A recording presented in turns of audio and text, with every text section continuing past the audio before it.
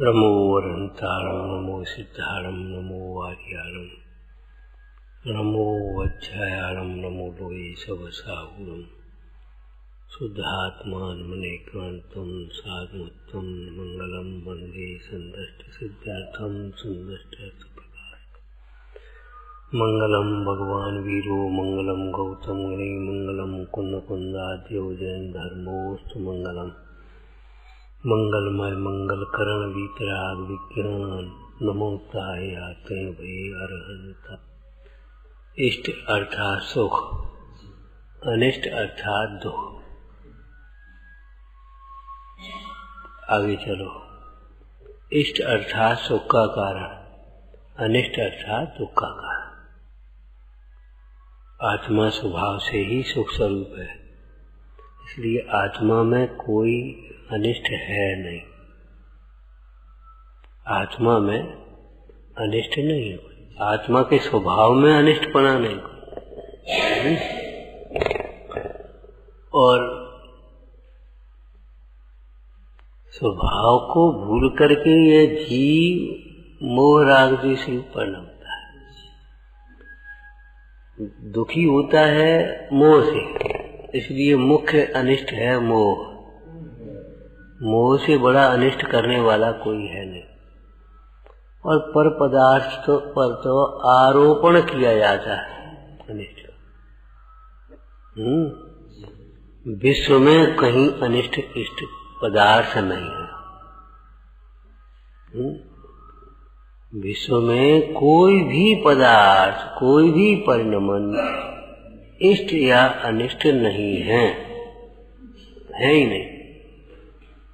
अज्ञान से भासता है इष्ट अनिष्ट। देखो, राग से देखो तो इष्ट भाषित होता है, द्वेष से देखो तो अनिष्ट भाषित होता है। जबकि राग द्वेष ही अनिष्ट है।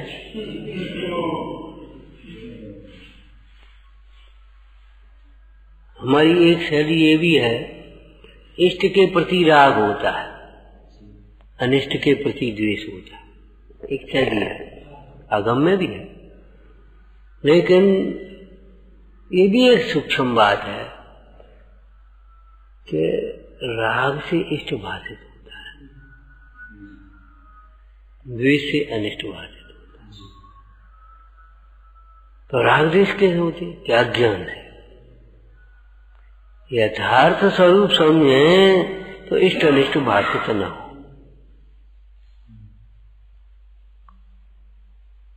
विश्व में स्व और पर दो ही तो है, जीव जीवम दब्बम। इष्ट अनिष्ट कहाँ का राग है? आपको कहा था ना, ज्ञानी सारे विश्व को दो भागों में बांटे, स्व और पर। अज्ञानी सारे विश्व को दो भागों में बांटता है, इष्ट और अनिष्ट। स्व और पर ये वस्तु स्थिति है, और इष्ट अनिष्ट की कल्पना है।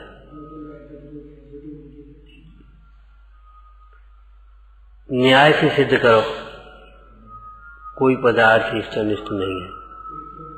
थोड़ी न्याय से संक्षिप्त भाषा बोलो तो, यदि जो इष्ट हो तो सबको इष्ट होना चाहिए, सदा काल इष्ट होना चाहिए। लेकिन ऐसा तो कोई पदार्थ नहीं जो सबको इष्ट भाषित हो और सदा काल इष्ट है। कोई पदार्थ कि हाँ, अपना शुद्धात्मा सबको इष्ट है और सदा काल इष्ट है।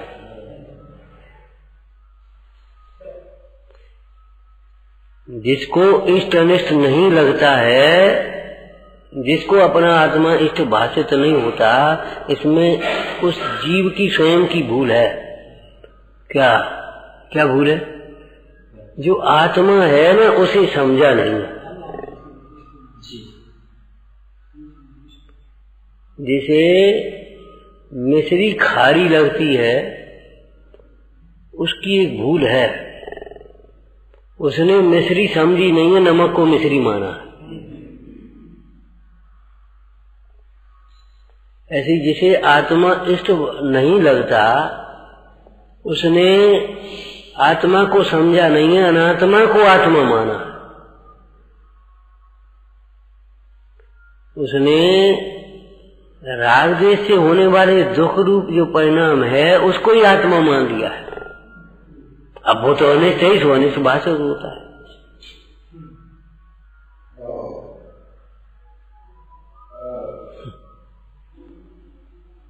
पंच परमेष्ठी भगवान व्यवहार में थे, सबको इष्ट है, सदा काल इष्ट है। अहिंसामयी धर्म, 10 लक्षण धर्म या रत्नत्रय रूप धर्म सबको इष्ट है, सदा काल इष्ट है। किसको इष्ट नहीं है, कब इष्ट नहीं है? एक वाक्य 2-3 दिन पहले पढ़ा था आपने बोर्ड पर। धर्म पाप के उदय में भी शरण है, और जिनको तुम अपना सहारा मानते हो, शरण मानते हो, वे पुण्य के उदय में भी शरणभूत है।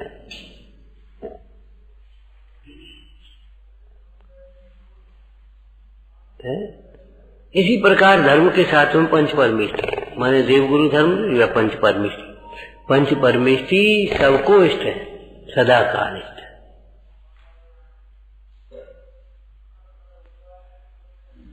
कब इष्ट नहीं है, किसके लिए इष्ट नहीं? बोलो। कहीं भी किसी भी विपत्ति में जीव पड़ा हो, पंच परमेष्ठी का स्मरण करने के लिए बताओ कौन सी बाधा है?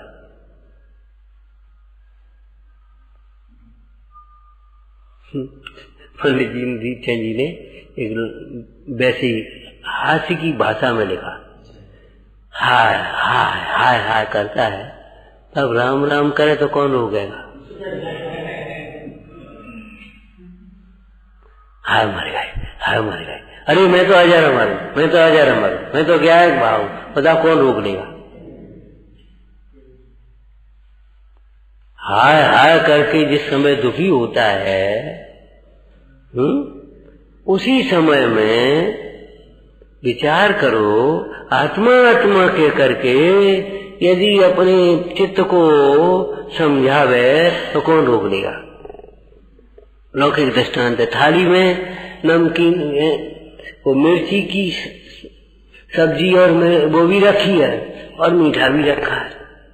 अब मिर्ची की सब्जी कभी ज्यादा पड़ गई मिर्ची, और उसको खा करके शिकारी भरे तो लड्डू खाने से कौन रोक रहा है? बता, लड्डू ने खा ले, मत खाओ उसको।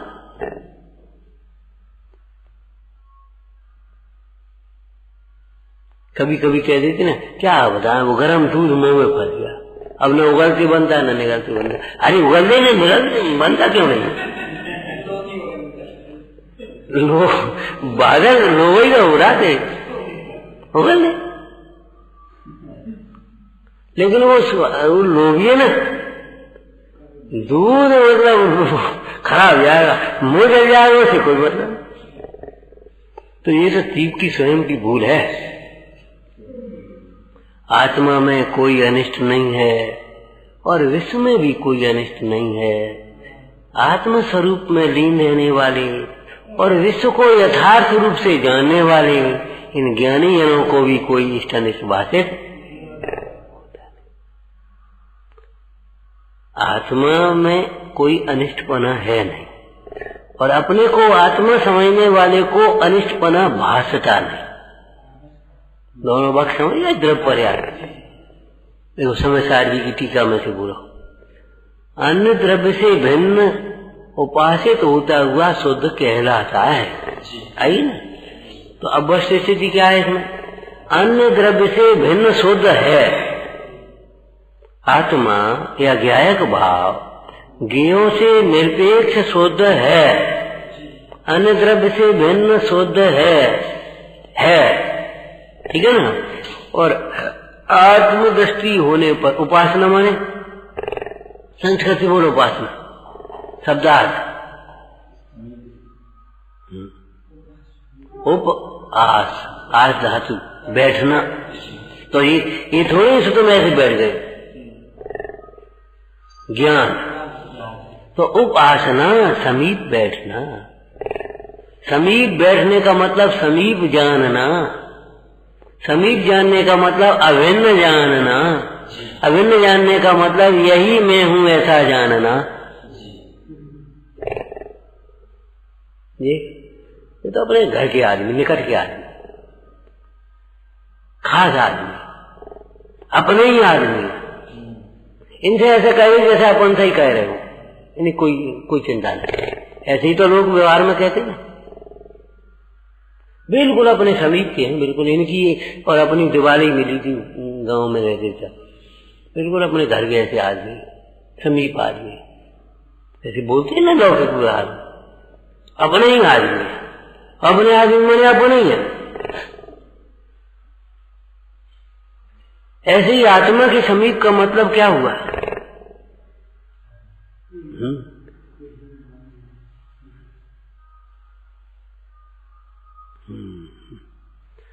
तो अन्य द्रव्य से भिन्न शुद्ध है और अन्य द्रव्य से भिन्न उपासना किए जाने पर पर्याय में शुद्धता प्रकट होती है, तब पर्याय में से भी जीव शुद्ध कहलाता है। क्यों? कहलाना लोक व्यवहार जितना भी होता है वह पर्यार्थिक नय से चलता है। सोने में भले हार है, लेकिन जब तक उसका परिणमन न हो जाए उस हार के आकार में, तब तक उसे हार कहा नहीं जाएगा। आत्मा क्षमा स्वभावी है, लेकिन जब तक क्षमा रूप परिणमित न हो जाए तब तक उसे क्षमावान नहीं कहा जाता।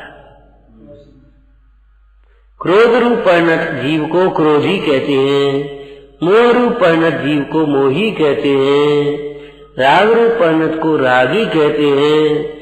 जब इन सब से रहित परिणमित होता है तब यह वीतरागी कहलाता है।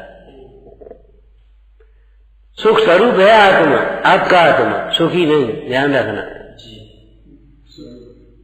सुख स्वरूप है, सुखी नहीं।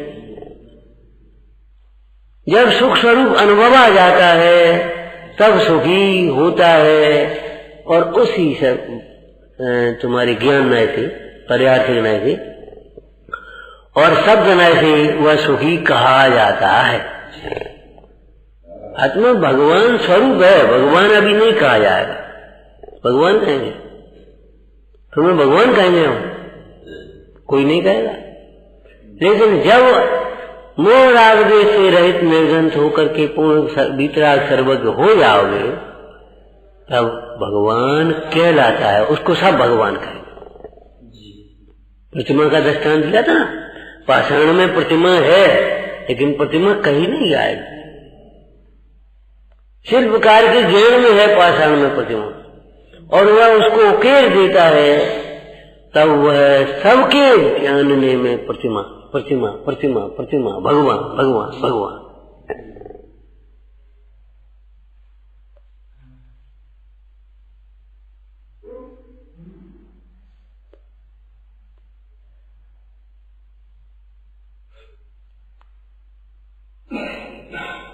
इसी शैली में यहां लगाना, क्या अनिष्ट कोई है ही नहीं। अनिष्ट कहाँ है? कल्पना में है। कल्पना कहाँ से हो रही है? अज्ञान से। तो अज्ञान से जो इष्ट अनिष्ट की कल्पना हो रही है, तो कल्पना में अनिष्ट है, वहां अनिष्ट नहीं, वस्तु में इष्ट अनिष्ट होना नहीं।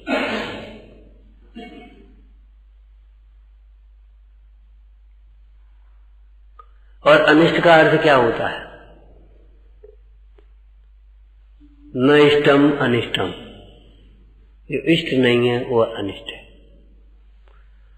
तो इस दृष्टि से देखा जाए तो जो जो इष्ट नहीं है वो अनिष्ट हो गया, ठीक है ना। कब? जब तक अपने इष्ट को नहीं देखा था। मैंने अनिष्ट है यहाँ, पीलिया रोग यहाँ है और वो दिखता वो पीला है। तेरी दृष्टि मिथ्या दृष्टि अनिष्ट है, मिथ्या दर्शन अनिष्ट है, और दिखता है पदार्थ अनिष्ट है। अज्ञान अनिष्ट है और दिखता है पदार्थ अनिष्ट है। भागता स्वयं है और दिखता है पेड़ भागते।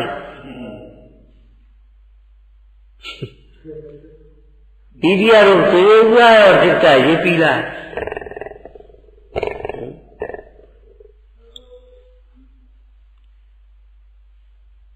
अनिष्ट कौन?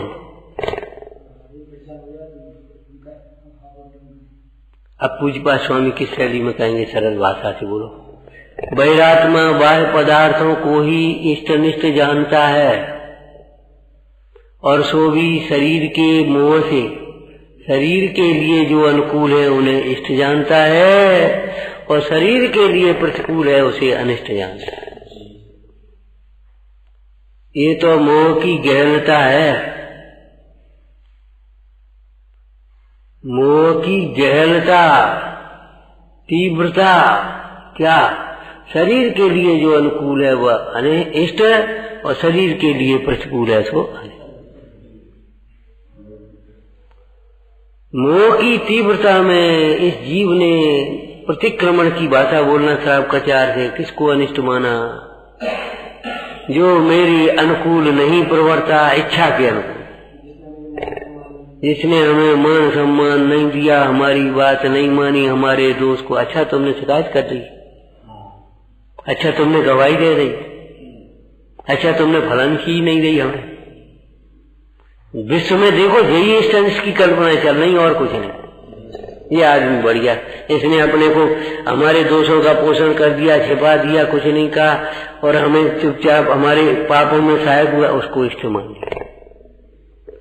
भोगों में सुख बुद्धि वाले जीव जो भोगों में सहायक है उन्हें इष्ट मानते हैं। जब भोग ही इष्ट नहीं है तो भोगों में सहायक इष्ट कैसे हो सकते?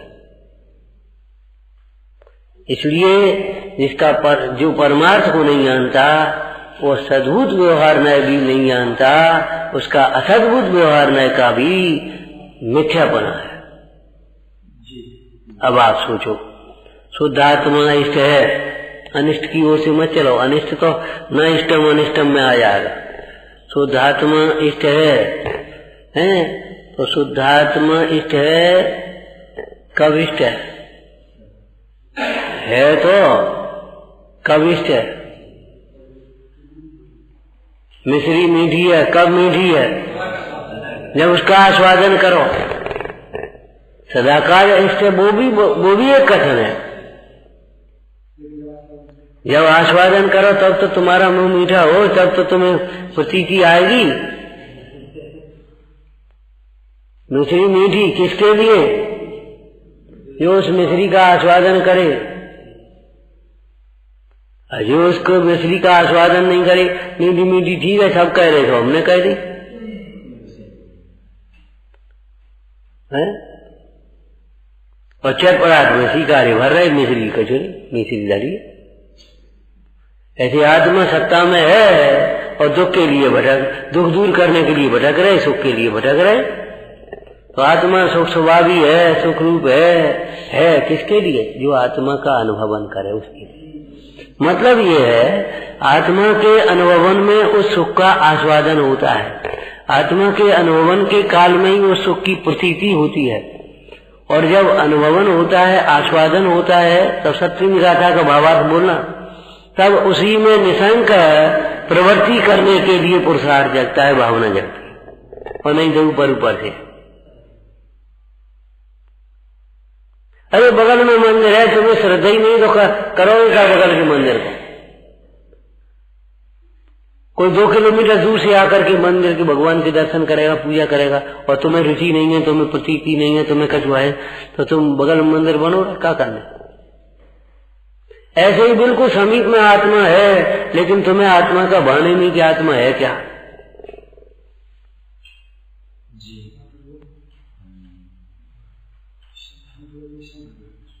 निशंक प्रवर्तनी में समर्थ हूं।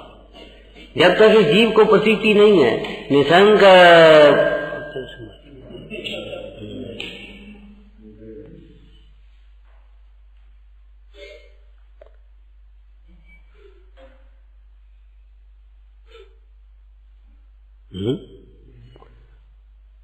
आत्मा अनादि अनंत है लेकिन किसके लिए?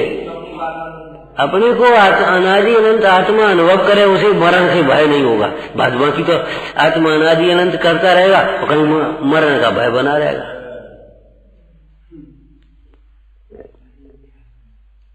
सुख स्वभावी होना अलग बात है और सुखी होना अलग बात है। पर्याय से नहीं दिया, सुख का वेदन पर्याय में।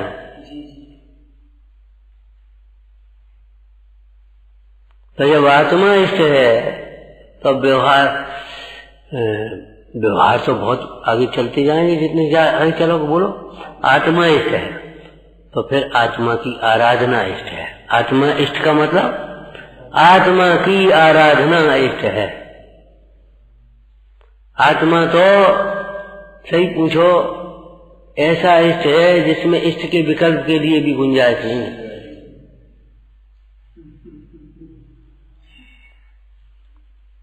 पश्चातक्रांत किसको कहेंगे? न इष्ट है न अनिष्ट है। तो फिर कैसा है? क्या चित्त स्वरूप तो चित्त स्वरूप है, तो फिर क्या है कैसा?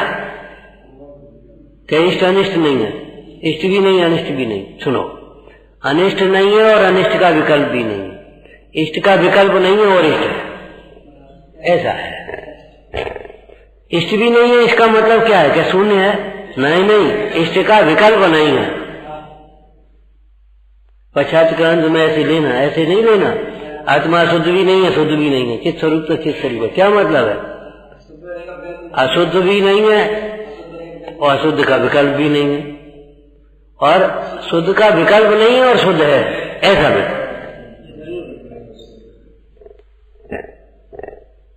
आत्मा की आराधना से दुख मिटता है, दुख मिटाने का विकल्प भी मिटता है। सुखी होने का विकल्प मिटता है, सुख नहीं मिटता, सुख तो होता है।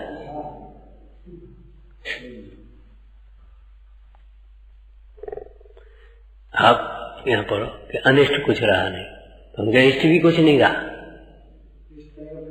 क्या इष्ट होने का विकल्प नहीं रहा है, लेकिन इष्ट का है, इष्ट का वेदन हो रहा।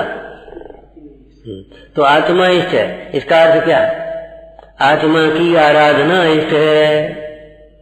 पंच परमेष्टि इष्ट है। क्या मतलब हुआ? पंच परमेष्टि की भक्ति इष्ट है, पंच परमेष्टि की श्रद्धा इष्ट है, पंच परमेष्टि के दर्शन इष्ट हैं, पंच परमेष्टि के स्वरूप का विचार इष्ट है। इसका मतलब क्या? बोलो,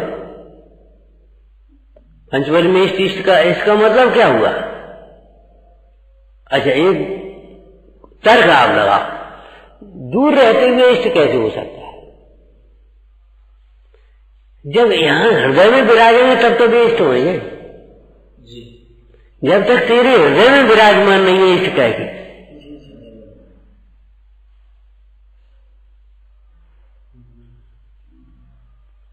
भाई इष्ट तो है, इष्ट तब होगा जब वो यहां विराजमान करे।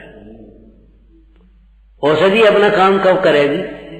जब आत्मा यहां सेवन ही नहीं, उसका पाचन होगा। इसीलिए तो ये खाने वाली दवाई है ना, वो देर में काम करती है, इंजेक्शन जल्दी करता है, सीधा खून में मिल जाता ना। और वो दवाई जब पचेगी तब होगा।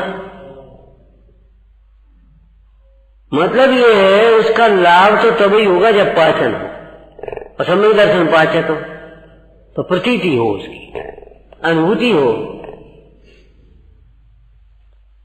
आत्मा इष्ट है का मतलब ये है आत्मा का अनुभवन इष्ट है, आत्मा का श्रद्धान इष्ट है, आत्म ध्यान इष्ट है। ठीक है ना?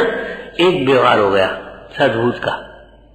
अब आगे चलते आओ कि जब आत्मा का श्रद्धान ज्ञान इष्ट है तो आत्म स्वरूप को दर्शाने वाले ये वचन और पंच परमेष्टि माने देव शास्त्र गुरु इष्ट। और जहां देव शास्त्र गुरु विराजते हैं वे धर्मायतन इष्ट है हमारे। जो हमें देव शास्त्र गुरु के समीप ले जाने वाले ऐसे हमारे साधक निष्ठ है। और जो भगवान पंच परमेष्टि से दूर करने वाले हैं, आत्मा से दूर करने वाले हैं, मोह राग द्वेष में फंसाने वाले हैं, वे लौकिक जन मोही जन में इष्ट नहीं, किसी ने इष्ट नहीं। तो लगती तो है कि तुम्हें भोगों की रुचि इसलिए लगती, तुम्हें भोगों की रुचि है इसलिए अच्छी लगती, हम कहते अनेकों लोग तो भोजन करने जाते घर का, ठीक है ना। तुम्हें अगर भोजन में आसक्तता है तो जिसके घर में जरा खटपड़ा बन जाएगा ना वो चौका छुए तुरंत लगने लगेगा। और अगर साधना पर नजर है, आराधना पर नजर है तो ये भेद नहीं आएगा, और नहीं तो हाल तुरंत। और वो चौका तो चौका वाला माने एक विपरीत कल्पना होने से अनेक विपरीत कल्पना खड़ी होती है, और एक सम्यक निर्णय होने पर सबरी विपरीत कल्पना साफ होती चली आती। इसलिए कहा एक भूल का भी है उम्र भर रुलाने।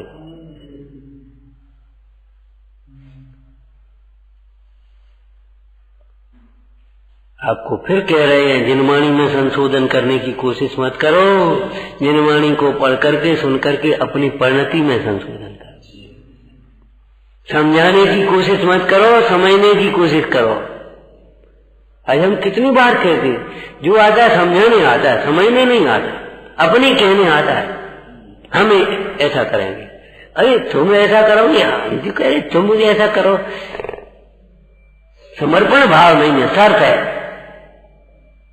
कल्याण का मार्ग तो नहीं मिलेगा, माने चित्त में प्रसन्नता तो नहीं होगी, न निश्चिंता होगी न प्रसन्नता होगी।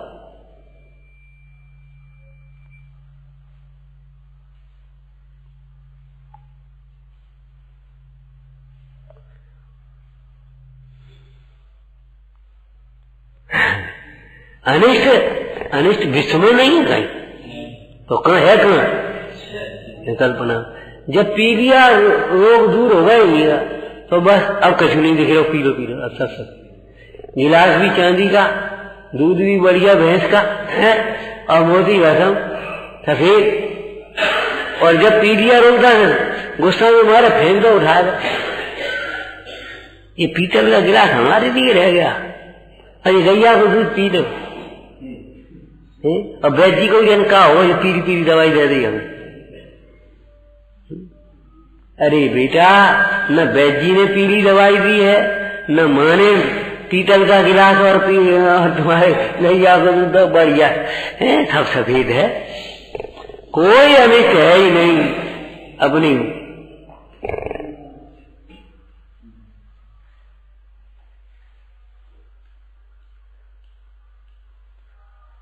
देखो जब दृष्टि बदली, लौकिक नीति का दोहा पढ़ लो, बताओ भाई। बुरा जो देखन में चला, क्यों? जब यहाँ बुरी दृष्टि बुरी थी तब वो बुरा दिखता था। जब दृष्टि में बुरापन खत्म हो गया, दृष्टि में से अनिष्ट अनिष्ट की कल्पना मिट गई, अब बुरा कौन दिखाई देगा?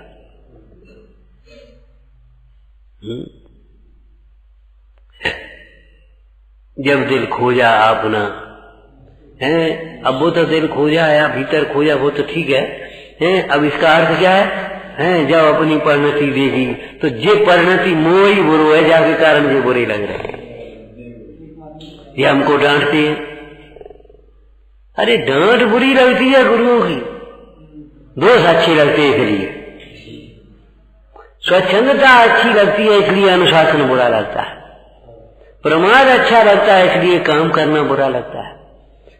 एक सर्वेक्षण आया, हिंदुस्तान के पतन का एक कारण है, यहाँ आदमी को हाथ से काम करने में छोटापन लगता है। जरा पैसा आ जाए, जरा कुछ हो जाए, हम हाथ से काम करेंगे।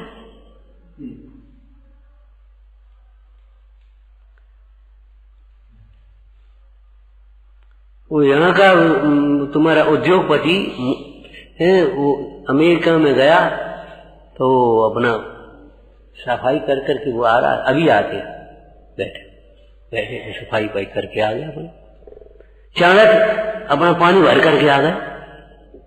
हाँ भाई बोलो, इतने बड़े साम्राज्य के प्रधानमंत्री होकर तुम पानी भरे, तो क्या बात है? प्रधानमंत्री अकेला प्रधानमंत्री नहीं है,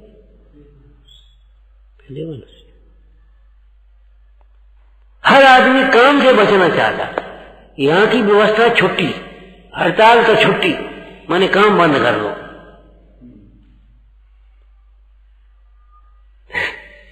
यहाँ की व्यवस्था ही अच्छी माने विदेशों में हड़ताल करेंगे तो अतिरिक्त काम करके तुम्हारे ऊपर डाल देंगे। एक बनियान वाले ने मैंने हड़ताल करी, ठीक है, बिना बाएं की बनाए डाल दी। अब बिके पाएंगे नहीं, तुम्हारा काम रुका है और काम बराबर पूरा हो रहा।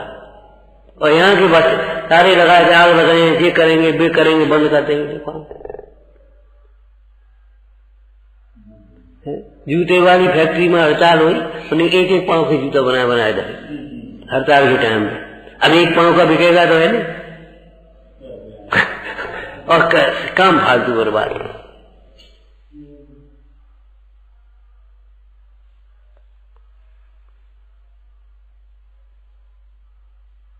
काम से बचने की आदत पड़ी और काम से बचने की आदत नहीं।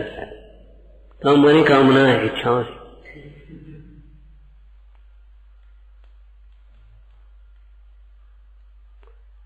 व्यस्त जीवन में से कामनाएं, काम, वासनाएं भी बहुत हल्की मन सताती नहीं है।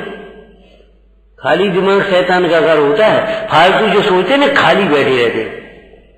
और अगर सवेरे शाम तक काम में लगे रहो तो थक जाओ तो सो जाओ, फालतू सोचो ही फुर्सत ही नहीं।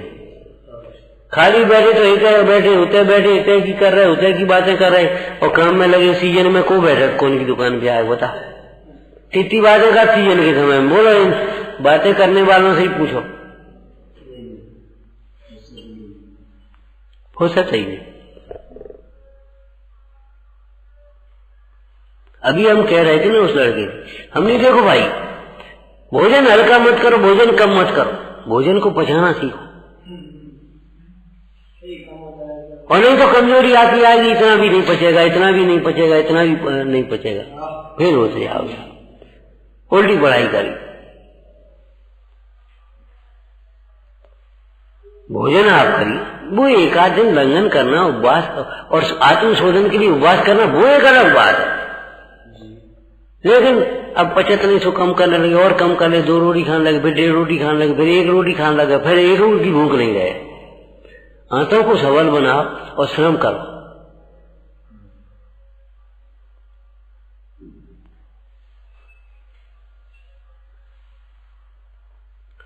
तो अनिष्ट कुछ है ही नहीं। अनिष्ट था कहाँ जो वहां दिखता था? चेहरे पर दाग था, दर्पण में दिखता था। जब चेहरे पर मिटा दिया तो दर्पण में दिखना बंद हो गया। समझ में आया? ऐसे ही अपनी कल्पना में, अपनी दृष्टि में दोष था, अनिष्टपना, अनिष्ट भाव अपनी पर्याय में थे, मोह राग। अब वे अनिष्ट भाषित होते थे। जब ये भाव मिट गए तो वो अनिष्ट भाषित होना अपने आप बंद हो गया। अनिष्ट कुछ रहा ही नहीं। क्या पहले भी नहीं था पहले भी नहीं, लेकिन यहाँ अनिष्टपने की कल्पना के कारण वो अनिष्ट एक छवि बना लेते तो फिर उसी तरह की हमारी वृत्ति भी हो जाती। एकांत ये भी है, एक छवि बना ले, ये तो ऐसा ही है। कहो तो तुमसे पहले मुख चला जाए।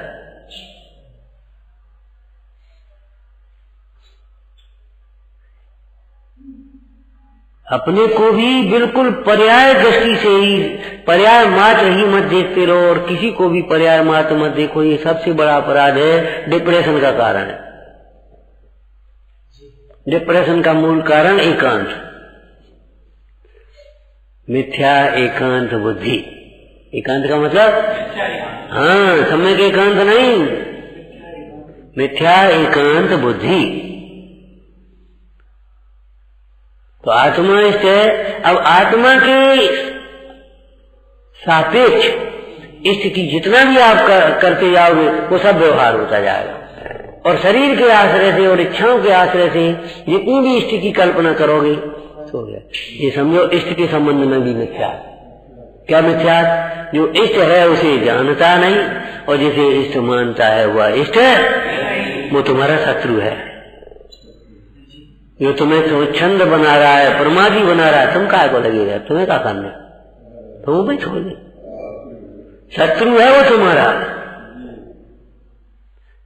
एक कही थी ना, छोटे छोटे बच्चों को जो माताएं काम नहीं कराती हैं और उनको एक अपने सारी सुविधाएं देती रहती हैं, वे शत्रु हैं, वे बच्चे परेशान हो जाते पीछे।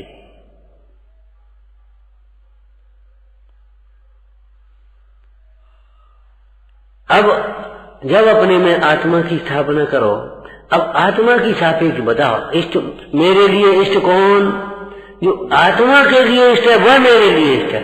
जो स्थान आत्मा के लिए इष्ट है वह मेरे लिए। यहाँ सुविधाएं नहीं है, अरे यहाँ हमारा तत्व ज्ञान है, ये इष्ट है, बस खत्म हो गई बात। अब तुम्हें शहर इष्ट नहीं रहेंगे, तुम्हें भी मंसूरी और नैनीताल भाई गर्मी में इष्ट नहीं लगेंगे। तुम्हें इष्ट लगेंगे कौन? चलो शिखर जी, गिरनार जी। वे होटल इष्ट नहीं लगेंगे, तुम्हें धर्मायतन इष्ट लगेंगे। अपने आप बदल जाएगी प्रवृत्ति। आत्मा की ओर से देखना, आत्मा की ओर से विचारना सीखो। अनिष्ट कुछ रहा नहीं, था भी नहीं, रहे तो तब जब कुछ हो, कुछ रहा ही नहीं। और इष्ट अपना आत्मा रह गया, तो पर पदार्थ कोई न इष्ट रहा न अनिष्ट रहा, और आत्मा में अनिष्ट बने जो अनिष्ट भाव थे भी मिट गए, इसलिए अब अनिष्ट कुछ रहा विचार। नंदी शोध स्वरूपी अविनाशी में आत्म स्वरूप है, आनंदी शोध स्वरूपी अविनाशी में आत्म स्वरूप है, आनंदी शोध स्वरूप।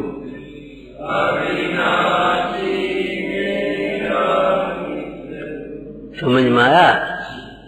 समझाने की कोशिश किसी प्रसंग में कम करो, अपने जीवन की आदत ऐसी सुधर जाएगी तो जीवन बहुत अच्छा बन जाए।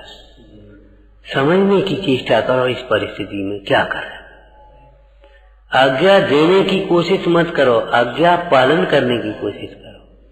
अनुशासन करने की कोशिश मत करो, अनुशासन में रहने की कोशिश।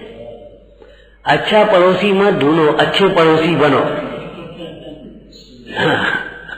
अच्छे पड़ोसी ढूंढो मत, अच्छे पड़ोसी बन जाओ।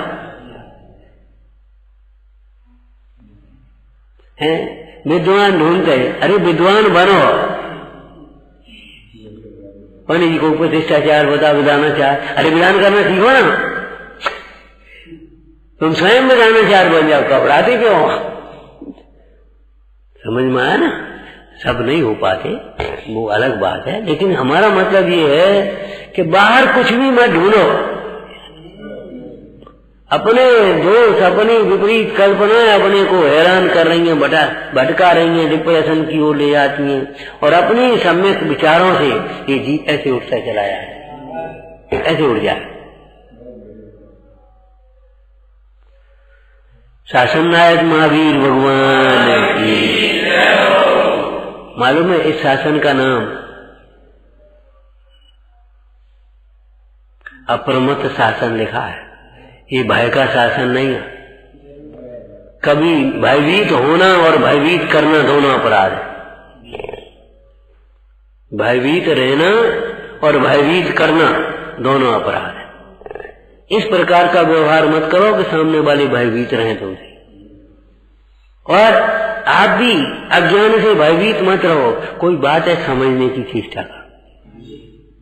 भयभीत रहना और भयभीत करने वाला जीव भय से काम निकाल है, अब मारते ठीक हो जाए, बस आप समझ लो तुम कुछ नहीं कर पाओगे, तुम्हारा काम ही फेल हो गया। वो सामने वाला भयभीत रहेगा, भय के मारे वो कहेगा कुछ नहीं, भीतर भीतर घुटता रहेगा। बच्चों को भी भयभीत मत करो कभी। हम उन मुंडाजों के शिष्य हैं, नहीं किसी से भय जिनको, जिनसे भी भय न ऐसे जो बैठे। इस वीर शासन जयंती में वीर शासन का एक शब्द आया बहुत सुंदर, अप्रमत्त शासन, निर्ग्रंथ शासन, अप्रमत्त शासन।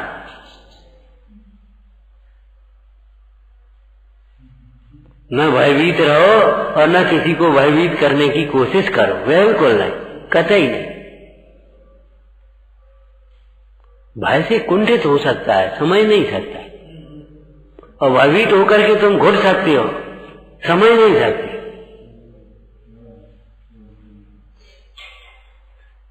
ये सुंदर न्याय है। हे जिनवाणी भारती सोई जपो दिन रे, जो तेरी शरणा गए तो पावे सुख से। वाणी के ज्ञान से सूझे जो कालो, ओ वाणी में सके नमो सदा देत हो।